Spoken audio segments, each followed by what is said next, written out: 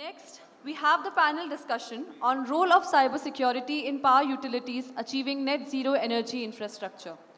For this, please join me in welcoming on stage Krishnendu De, CISO CESC Limited. Please welcome all our panelists with a round of applause. Prakash Dhindore, Additional GM Technical EESL. Sanjiv Arora, CISO MPPGCL. Dr. Himanshu Shrivastav, CISO MP Power Transmission Company Limited.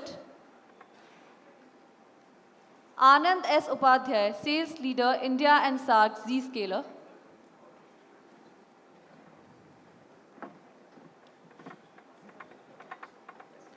Vivek Pathak, Additional GM, IT, Digital Transformation Group, BHEL.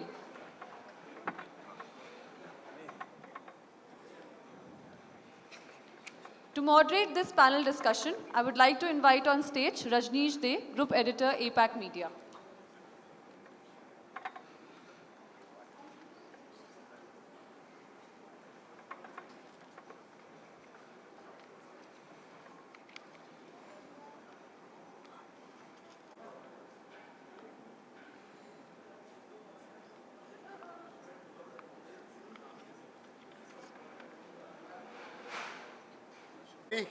Important panel and we have heard a lot from the speakers in the morning about different aspects on cybersecurity, and currently when the country is undergoing challenges to the physical security, but many are mentioning that even more critical is the cybersecurity, and if that gets harmed, there will be much more physical security. I think we have enough resources to counter, but cybersecurity still remains a challenge as the thing evolves very fast.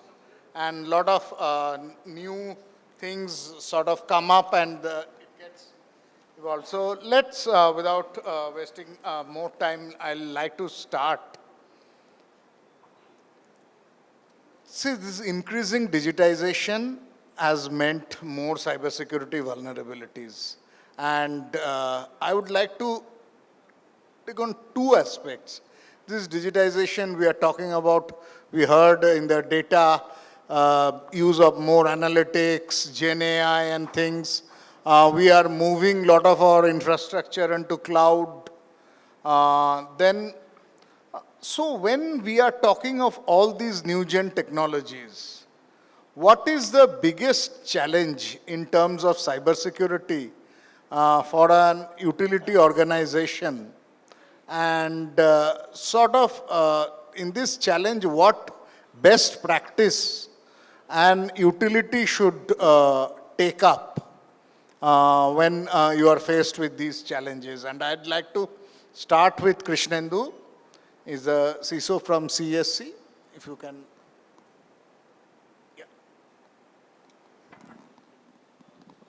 Can you hear me? Yeah, okay. So, see, from a utility industry perspective, which is in the business of power generation and distribution, there are two specific things that we need to be very careful about. One is the IT network and IT domain, and the other is the OT, operational technology environment, where the core business is running, which is generating power, transmitting and distributing power. IT is involved in both of them. In core IT, the risks are obviously the same which we see in any other organizations, whether it is bank or airline or any other industry. It's constant cyber attack that is coming from unfriendly country or nation state, and that is what organizations have to monitor. And for that, they have to have a layered approach with respect to building a networks. Morning, Zscaler talked about building a network which is zero trust, right? Ideally, building an net architecture which is based on zero trust principle, and zero trust not at the network level, but also at identity level, also at an application level. Okay, so for that, there has to be security at the data layer using DSPM solutions, data security posture management, identity and access management solutions, privilege access management solutions, and also secrets management, because many of the applications that we have seen got hacked because there were credentials used in the application.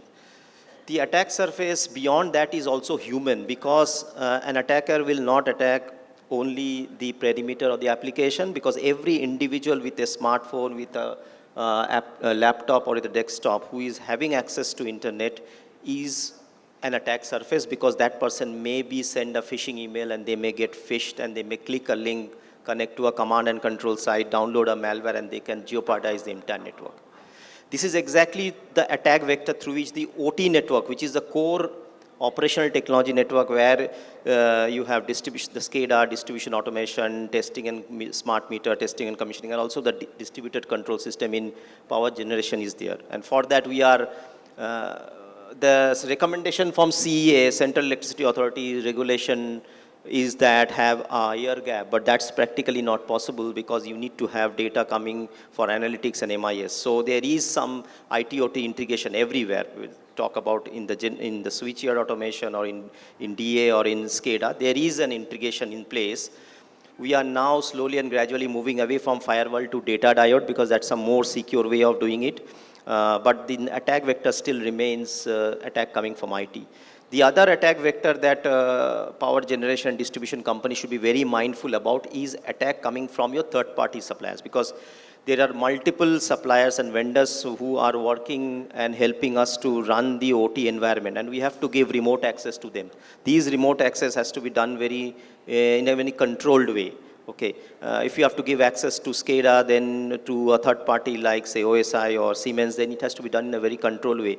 There are attack vectors like evil PLC attack. You can go to Google and search evil PLC. You know, this is an attack by which a power plant in Ukraine got impacted because their supplier got impacted. And when the supplier connected to their PLC network to give support, the attack spreaded it into OT network. So this is another vector. And then obviously employee awareness, all of these supply chain is attack vectors that we need to be very mindful about.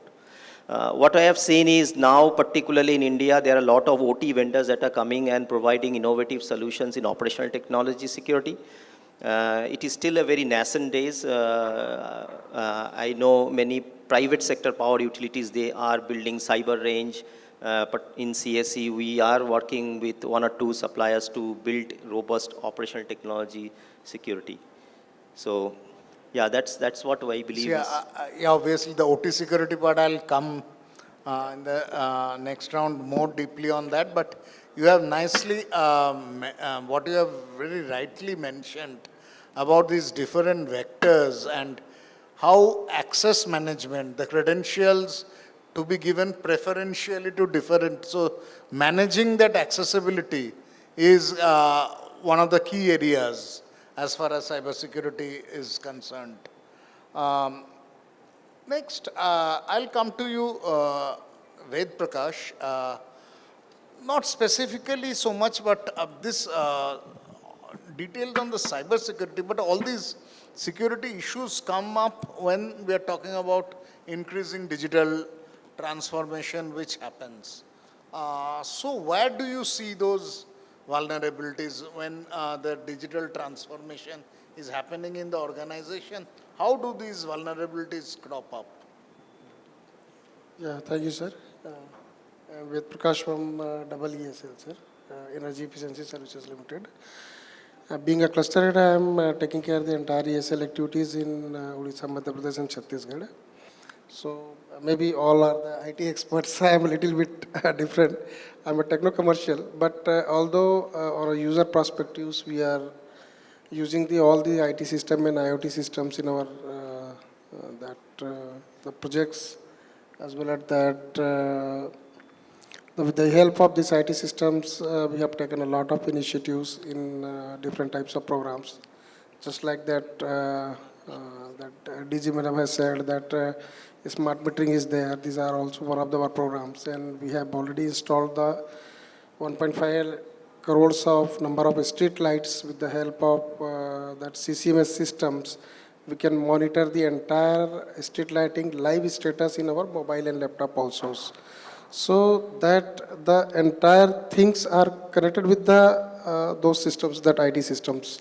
So wherever and whenever, I mean, these all are the public facility, and what we think that whenever that the data will lose, whenever that the things will go, the cyber security prospect is also one of the thing and very important thing, that we lose something in our systems that will shut down the entire that our the facilities what we are having in our country. And more of now we are using this the technologies in our electric vehicle system also, charging station system also, and some other programs are also there. So wherever we can go, we will use these entire systems. And that as that sir has already told that there is a lot of challenge and lot of issues. So same thing we are also facing in our systems. And one more challenge, what that sir has told, that I would like to highlight that that IoT system has a less security system, what we feel. That in case of IT, we will little bit have some control and control mechanism there. But in case of IoT system, these are the public systems. So we don't think that we are using the prompt security protocols for those items that we installed in the public places. So these are the major constraints, major challenges that we can face. Okay, thank you. Vivek, Pathak, I'll come to you next. And my question is, one, obviously, the earlier one we mentioned, how are all these emerging technologies like AI and cloud computing, how does that increase the vulnerability? More importantly, what I would like to understand is what sort of best practices, effective cyber defense mechanism, are there sector-wise or any government programs that help you sort of enhance this cyber defense mechanism across utilities? So, one best practice is that you need to separate your IT and OT segments. You should not treat IT and OT as same. There should be a perfect demarcation between the IT and OT segments. So for that, the best practice is you need to stop the east to west traffic. For that, you should have the firewalls in place. You should have DMZ, demilitarized zone in place, wherein as an attacker who attacks the IT, the influence will not be on the OT network. So one critical point is regarding segregation of both the IT and OT networks which constitute of the utilities. The second most important point is that with respect to the OT part, that you should identify your critical components, and critical components that need to be a duplicity. So in case one critical component fails, you should have another critical component which can be alive and which can take the place of the component which has faulted. The third is that the components of the OT segment should have logical degradation. So there should not be a cascading effect of a fault from one OT element to another OT element. So they should have a natural tolerance to not pass on the cascading effect from one OT device to another OT device. This is the third part.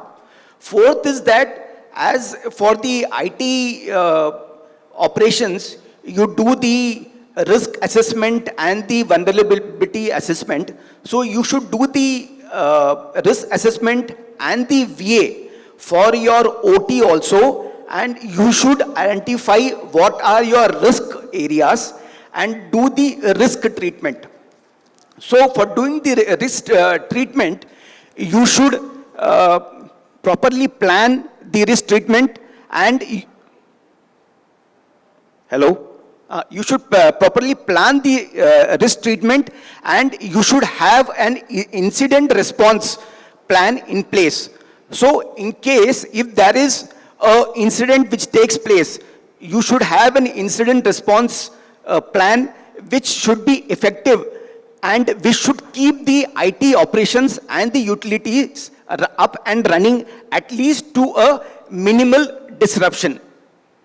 And one more important point is that you should have your disaster recovery and the business continuity plan also in place. So you should keep on checking your OT components, whether they are up and running during the phase when there is no fault or there is no cyber attack. So this disaster recovery and the business continuity will keep your systems in place, and you will have an incident response in place as and when there is an attack, which will keep the OT devices at least running to a minimal level. Okay, got it. Thanks a lot. Very comprehensively, you delineated the best practices. Thanks.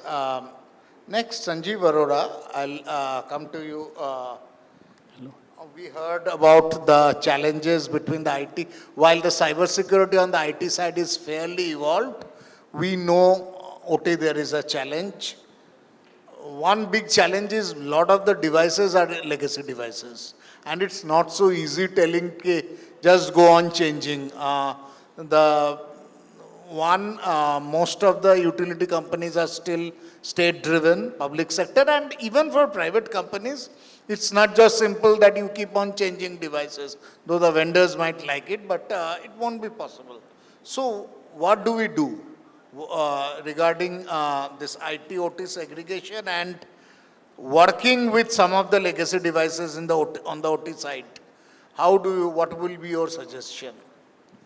Well, in this, definitely we'll have to do a risk assessment, and we have to do a vulnerability assessment of our OT systems, and we have to do risk charting, and depending on the budgeting that we have, then we may have to decide what are the priorities that we can actually take on, and based on the priorities, we'll have to do the investment wherever possible, or otherwise we'll have to take a call how much risk we can sustain. Okay. So risk assessment, thanks for highlighting the risk assessment. Doing a very proper and thorough risk assessment is extremely important. Okay. So thank you. Dr. Himanshu Shrivastav. Yes. The OT security maturity and what specific steps are being taken to monitor or even use the patches on these OT systems? What are the specific steps being taken? Yeah, exactly what you said. In IT, patch management is very easy and things are coming. But whereas in OT system, what we have seen is that even the OEMs are reluctant for the patch management. They find the risk, they say that something will go out or something. And this is one thing.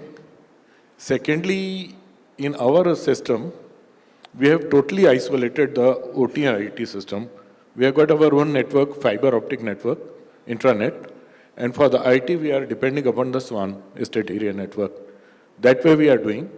But still, one challenge is there that the other players who are connecting to our grid, their data is also to be taken on the SCADA. Exactly. In that case, we are forcing them presently to take the GPRS, IP-based GPRS, a static IP address, so that we can whitelist them on our firewalls. So with that, we are trying to, but yeah, it's true that all the regulations come from the government. Whereas this particular, in contrast to the power sector where we are quite mature, this system is totally OEM dependent. And hardly, very less research has been done. Testing laboratories aren't there, not there. For example, CEA guidelines just ask us to get the whatever equipments we are placing to get it tested through in a lab for the malware and all. But hardly any labs are there. Same So as the business. that might change. I think we heard earlier in one of the sessions, Mr. Rathore talked about that Yeah. NCSS's guidelines and about the third-party vendors in terms of, I think, 2-3 months and another 2-3 months that will get implemented. Great. Thank Yes. you. I'll come to you next, Subhash. Oh, sorry.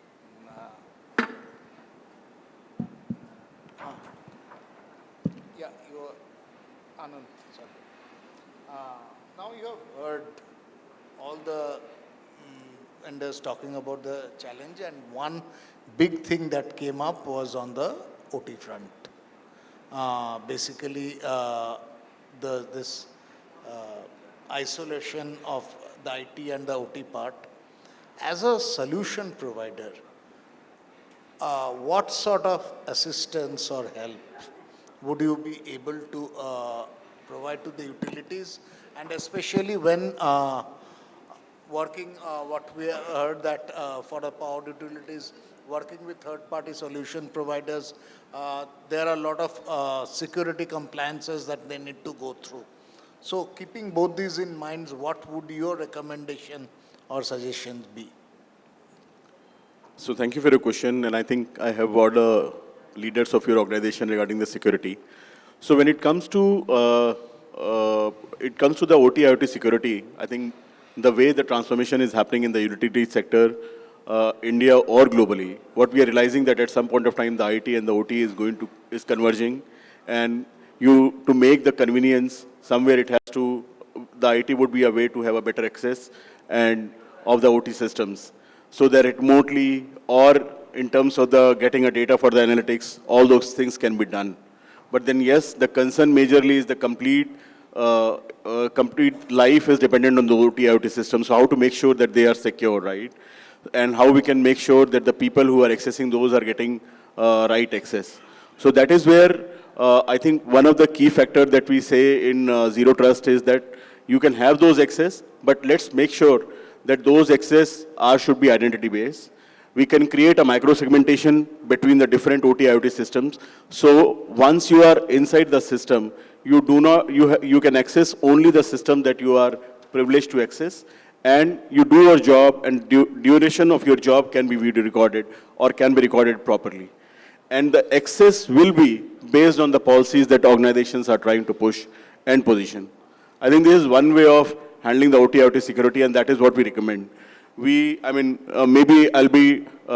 have listened to some of the solutions like putting a firewall between the east-west traffic, but ultimately it is our experience and observation so far that putting a layer and layer of equipments are still not helping much.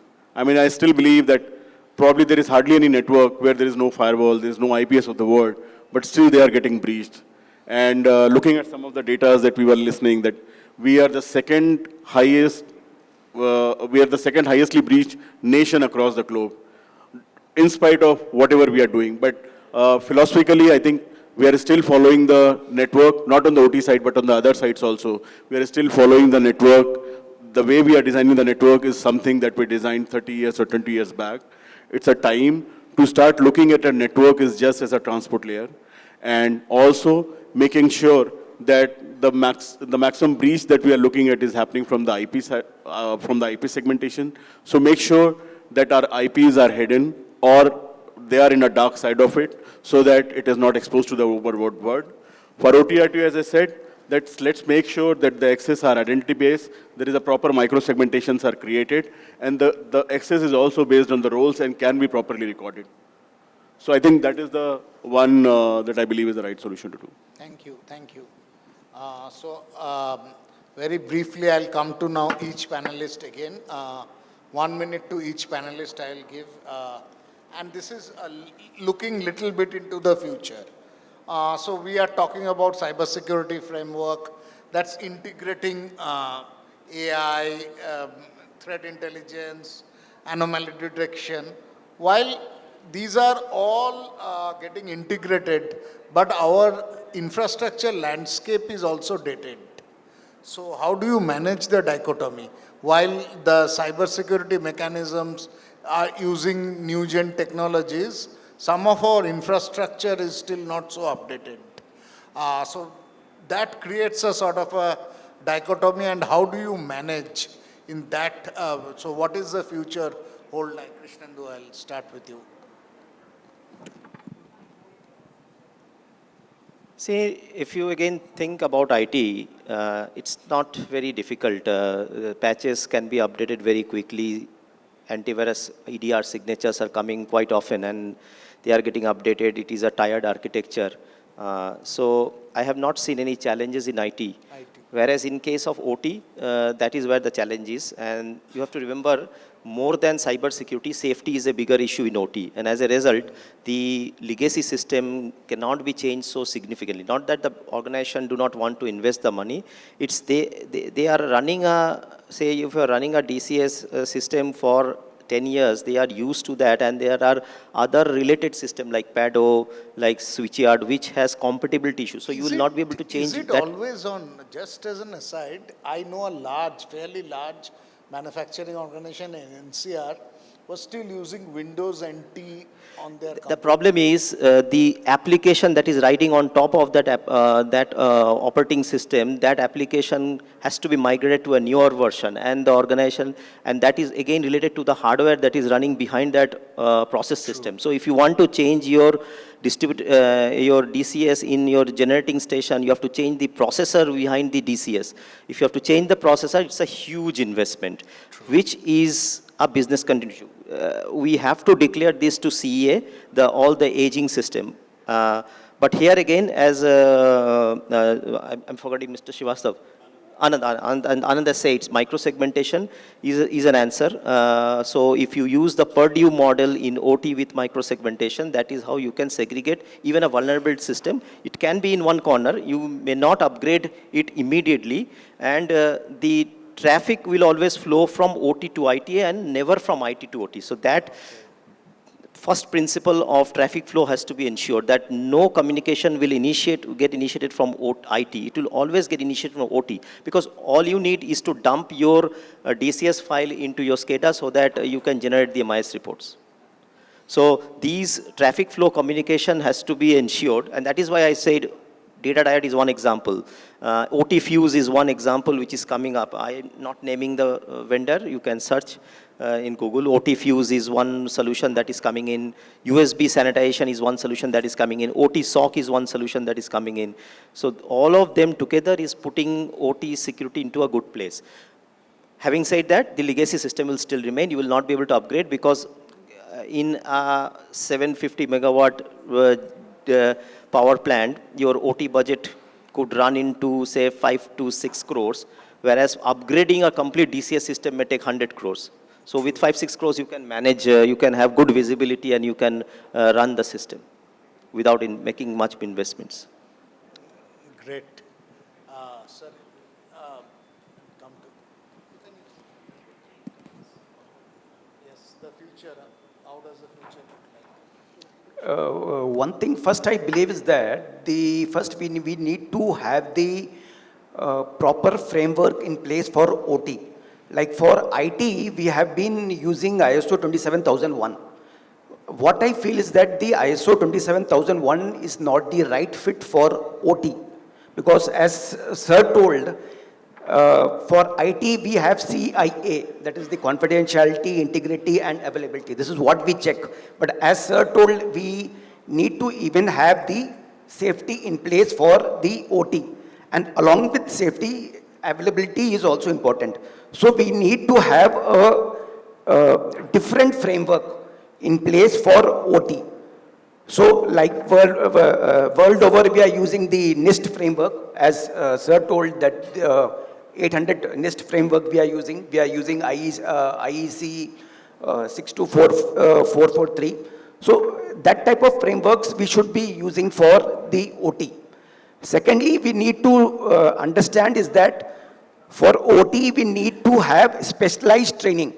The tools should be separate, and the professionals, the cybersecurity professionals for the OT should also be different, should be trained differently as compared to the IT. Third is with respect to the cybersecurity tools. the cybersecurity tools are also different for the OT devices because we have separate protocols. We have the Modbus, we have the DNP 93 and so on and so forth.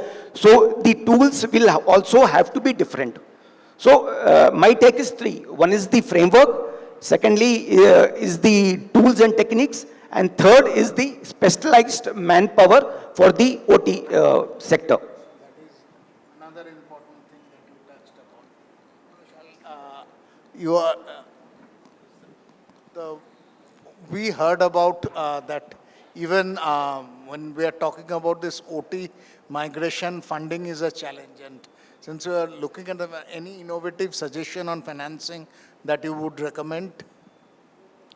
Yeah, just that Krishnan sir has told that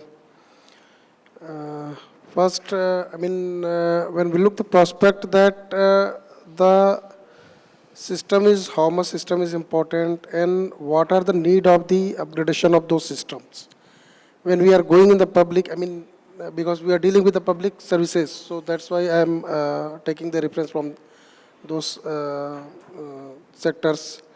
That the how much the facility we are providing is the important and what kind of the basic, I mean the security system we should take that we are using for the, I mean, drop down the cost of that projects. I mean, in that angle, because that the IT system is the one of the part, that the technical thing is the another system of the part, and that the financial and other things are the fourth section of the part, fourth part of that section. So what we are thinking, I mean, that we are promoting the each and every sections that how much is the important and what advantage we should get and what are the upgradation plan for those, I mean, programs and services that we are providing to the consumers. So in this, in those prospects, we are deciding that how much we have to invest in this sector. I mean, for example, we are, I mean, trying to drop down the cost of those projects and programs. So accordingly, what we are doing, we are just trying to minimize those systems. In case of that IT system, what we are doing, I mean, in one of the urban local bodies in Odisha, that they are totally done the, I mean, that the street light system are based on the IoT system there. They have connected with their that dumping vehicle also, that kachra gadi also, and lot of things they have integrated on the, in a single network. So these are the, I mean, they are using the single network for the entire 4, 5, 6 type of facilities that they are providing to the peoples. So the total cost of those projects are dropped down. That is fine, absolutely fine. But accordingly, I mean, how much they have to invest on this security system, that totally depend upon the works they are doing. Because as someone has, I mean, someone is hacking those systems, they are completely able to drop down the, I mean, just switch off the entire street lighting of the entire cities. They are, I mean, just drop down the, I mean, breaking the water supply systems on those cities. So, I mean, it will depend upon the facilities that what we are providing. Based on that, we are deciding that how much, I mean, capital we should put on these systems and what type of systems we can use for securing those systems. Understood. Sanjiv, the future in terms of an integrated cybersecurity framework, what would you recommend? Integrated in all the complete... Both the IT and the OT part. The recommendation, how it would look like, practically, feasibly. Yeah, because see, as the complete power sector domain is getting changed with the more and more integration of the renewables, the threat vector is increasing and then threat area is also increasing, because when distributed energy resources are coming into the framework, a lot of distributed energy sources are getting integrated in the system. There has to be a uniform regulation also, both for in terms of the conventional energy systems as well as for the renewable systems, where the similar kind of like guidelines and the regulatory framework should be there, so that the one vulnerability in any one particular sector or specific utility should not actually be able to travel across the complete network, which may have a cascading effect. So there has to be a uniform framework for both conventional and renewable energy systems also. So I think the NCIPC and the QCI have recently developed a framework which is built on the ISO 27001, and probably it is integrating the 27019 framework also, wherein at the basic technical criteria level 1, they have integrated around 5 extra controls over the ISO 27001. And subsequently basic technical criteria level 2, and then subsequently level criteria 3, where they are already taking care of the IC 62443, those standards also. So probably the Ministry of Power is definitely coming up with an integrated framework which will be like will be mandatory for all the entities in the power sector. Thanks. Sir, your recommendation on the best practices. Pardon, sir? Your recommendation about the best practices that should be followed for an integrated security framework. Yeah, for the integrated security framework, there was a question about the fund. In fact, what devastation it causes, that every single node is a digital and prone to attacks. So in that case, we say, for example, I am from a transmission wing, and a single attack can cause a havoc. So in that case, we must follow whatever the government is also quite vigilant about it.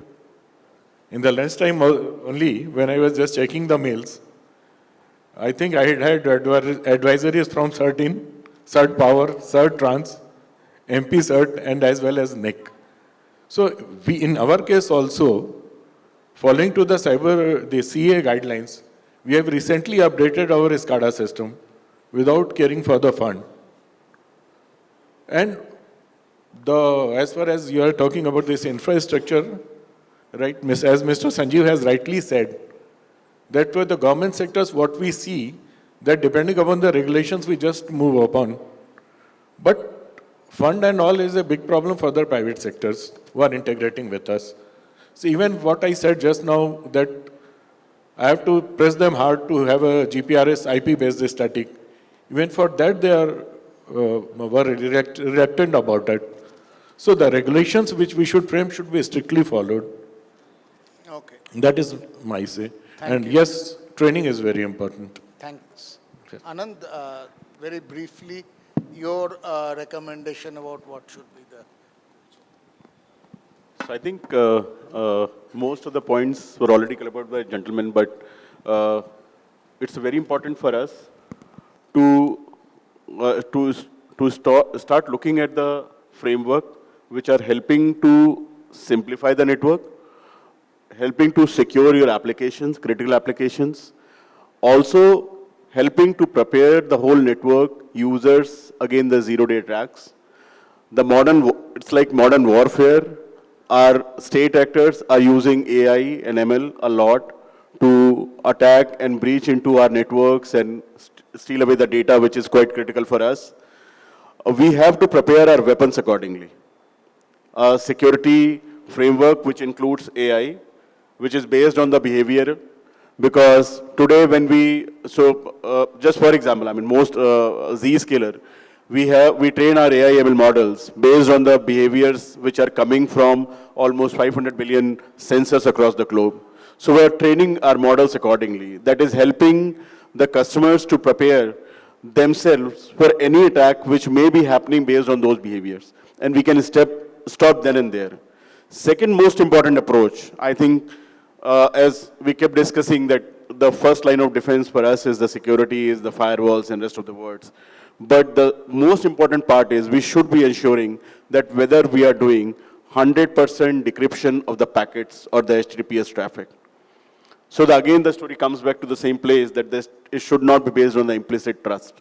We should be checking each and every packet. So I think having an AI identity base and decrypting the packets 100% which are coming to your organizations to access the application, I think these are some of the steps that will help to draft our baseline for a strong security framework. Thanks. close it, and I would request if Divya ma'am can come and hand over a token of appreciation to all the panelists.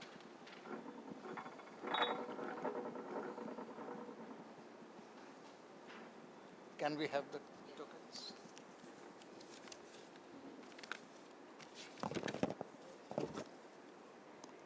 Can start with Krishnendu De.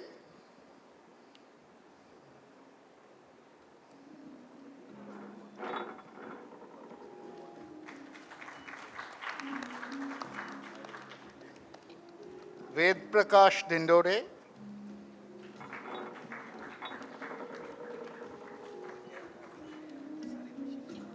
Vivek Pathak.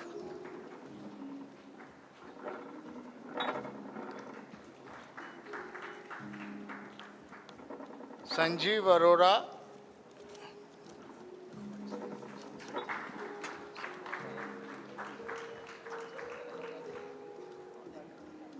Dr. Himanshu Shrivastav.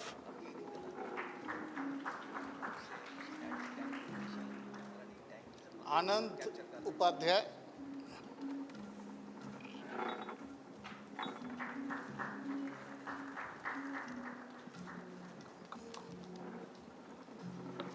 I'd request all the panelists if you can join for a group photo.